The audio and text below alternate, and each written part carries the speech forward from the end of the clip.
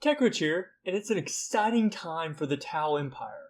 For the first time since the Index, the army rule has been changed radically, in the hopes that it is easier to understand and improves the overall army. So I'm here to explain what changed and how it benefits or nerfs the Tau army. The biggest change is how observers work. In this new rule, you're choosing all observer units at the beginning of your shooting phase rather than throughout. This means that before any unit has shot, you've chosen which units will get the +1 to ballistic score buff in your army and which ones won't. The benefits of this change are huge. Firstly, observers can improve the shooting of more than just one unit. No longer do you need to work in pairs, as one unit can act as an observer to multiple units so long as they are targeting the spotted unit, just like how the Pathfinders used to work. In the same vein, you also may need less observers in your army, giving you more points to choose more heavy hitters such as crisis suits or hammerheads. Thirdly, you don't have to wait to shoot or perform an action with observers, since they are now chosen at the beginning of the shooting phase. This means you can shoot or perform an action with stealth suits early on in the phase rather than later. Lastly, you do not need to keep the plan of who will be an observer unit in your head the entire shooting phase, as you choose it at the very beginning.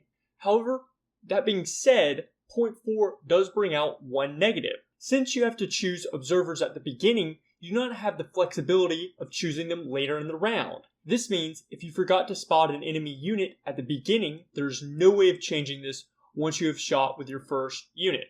An additional negative to this is having to remember buffs that Stealth Suit, Marker Lights, and units with enhancements gave to their respected spotted unit. Since everything is done at the beginning of the round, you have to remember for your entire shooting phase which enemy units were guided by Stealth Suits, Marker Lights, or units with enhancement. That being said, this is a very small negative as it can be fixed by tokens.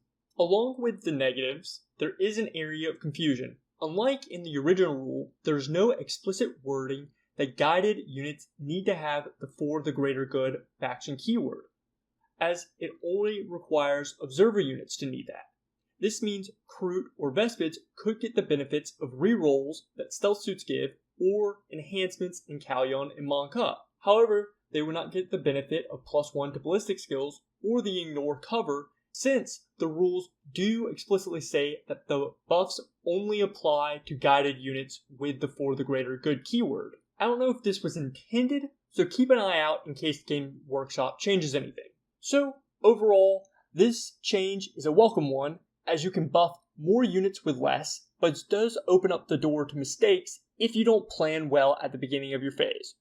To give it a score, 9 out of 10, a great change. The next biggest change in this rule is that there are no more negatives to ballistic score if you're not shooting into a spotted unit. The benefits of this are again huge. You can split fire without having to worry on hitting on 5s. Smart missile systems are more reliable if splitting fire too, so there's no more 6s to hit, as they now only get the -1 with indirect fire instead of -1 ballistic skill and -1 to hit. Moreover, bigger units like Storm Surges with multiple weapon profiles are improved significantly, since the main thing holding them back was not being able to split fire. As such, there are no negatives to this specific change, as it makes Tau shooting better. 10 out of 10. Along with changes to the specific rule, these changes also affect how the different detachments work, especially with Mont'ka and Kauyon. For Mont'ka, this new rule makes it so much better. The benefits are, since more units can be guided units, lethal hits can apply to more of your army. Additionally, the enhancement Coordinated Exploration is actually usable, as it gets sustained hits too to all guided units that are shooting into the spotted unit. The negatives, though, also apply to Coordinated Exploration. With that buff to the enhancement, the points increase to 40, which limits its play. Moreover, with this enhancement only applying to leaders leading a unit, you can really only add this to Ethereals, Cadre Fireblades, or Commander Battlesuits, as those are the only non-epic heroes that can lead units.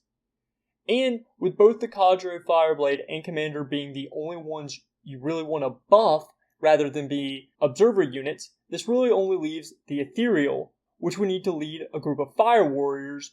And so, overall, Mont'ka gets a 9 out of 10 as more lethals are great.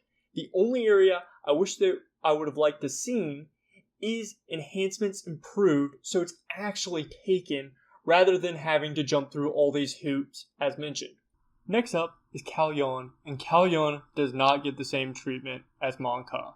To begin with the negatives, there are no more sustain hits too, as it's replaced with ignore modifiers to hit and ballistic skills. Moreover, like with the Mont'ka enhancement, through Unity devastation points are up by 40 and has to be assigned with a leader, so again, less likely to be taken.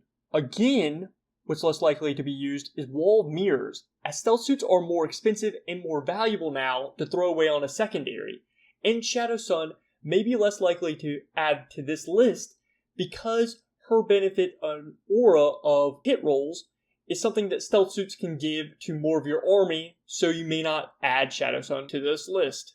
That being said, there are a little bit of benefits. Like with Mont'ka though, the benefit is that through Unity of Devastation gives lethal hits to all guided units that are targeting their spotted unit. That's better than the last one, and it's something. Additionally, ignoring modifiers can be good with the amount of stealth and smoke keyword armies that we're having. And there is an argument that this ignoring modifiers works all game. However, to play it safe, only use during turns 3 to 5 because Games Workshop made changes and clarify it later down the road. As such, 2 out of 10 for Kauyon.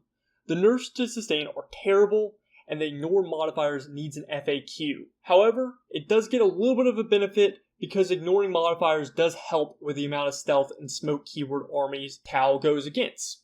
And so, in conclusion, this seems like a big buff to Tau players.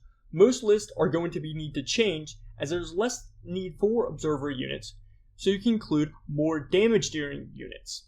The real negative is Kauyon being nerfed significantly. Sustain hits 2 was really impactful, and ignoring modifiers just doesn't cut it in the same way.